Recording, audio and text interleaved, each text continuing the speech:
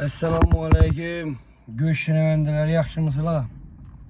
Bahadır Murat oyup doğdu. Murat kasabı, balası. Murat Ekem. İkisi ata bala. Kaç oldu abi? Hadi 2026 yıl 19 mu bir? 18 mi? 18'i bir. Saat 15 3 yarım oldu abi. 3 yarım oldu. April. Bahadır kasab, Murat kasab, ata bala soyup şöyle bana öğretir. Göç. Bakası 110 lan. Ona bana tili burunladan ana alacaklan bana öğrenler.